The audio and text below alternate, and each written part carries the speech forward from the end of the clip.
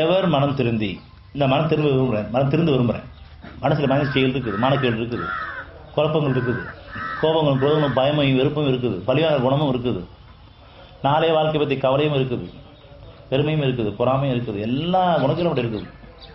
ஆனால் இது தப்புன்னு உணர்றேன், வேண்டாமே கேட்குறேன். எவர் மனம் திரும்பி நம்பிக்கை கொண்டு நற்செயல் செய்கிறாரோ, நான் என்னால் என்னை மாற்றி அமைச்சிக்க முடியாது, நான் சுத்தமாக இருக்கிறேன், நான் உணர்ச்சிகள் இருக்கிறேன், நீ பொறுப்பேற்றுக்கோ, நீ வெள்ள எடுத்து என்னை பொறுப்பில் விட்டுறாத அப்படின்னு அவன்கிட்ட ஒப்படைக்கிறாங்களோ, இதோட நல்ல செயல் இருக்க முடியாது. நான் பார்த்துக்கிறேன், நான் தெரிஞ்சுக்கிறேன், நான் கண்ட்ரோலில் வச்சுக்கிறேன், இது ஒரு தீமையான செயல் இருக்க முடியாது. நான் வரும்போதுன்னா தீமையை அவங்களை விட்டு விலகவே உணர்வு விளையவே முடியாது, நன்மையில் நீங்கள் செஞ்சிடவும் முடியாது. அதனால் நன்மையெல்லாம் அவன்கிட்ட தான் இருக்குது, தீமையெல்லாம் விலகுது அவன்கிட்ட தான் நீங்கள் ஒப்படைக்கணும். நானும் கண்ட்ரோலாக இருக்கிறேன், என் பிள்ளைங்களை கண்ட்ரோலாக வச்சுக்கிறேன், மனைவி கண்ட்ரோலாக வச்சுக்கிறேன், அல்லது என் கணவரை கண்ட்ரோலாக வச்சுக்கிறேன், ஒரு காலம் வாழ முடியாது.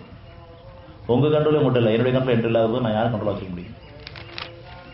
அந்த கண்ட்ரோல்லாம் ஒரு நாளைக்கு பெரும் பூகமாக வெடிக்கும். சாகும் இரண்டால் காடு கொள்ளாதுன்னு சொல்கிறது. அதனால இந்த பாதை சிரமம் இல்லாத பாதை, உங்கள் கண்ட்ரோல் உங்களுக்கு கிடையாது, எல்லாருடைய கண்ட்ரோல் இறைவன் இருக்குது, படைச்சவன் இருக்குது, சரணடைஞ்சுங்க, அவனை சமர்ப்பிச்சு.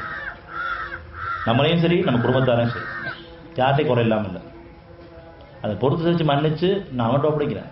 என்னுடைய குறைகளுக்காகவும், என்னுடைய மனைவி குறைகளுக்காகவும், என்னுடைய பிள்ளைங்க குறைகளுக்காகவும், என்னுடைய கணவர் குறைகளுக்காகவும் நிறைவே இணைந்து நான் தேடுறேன்.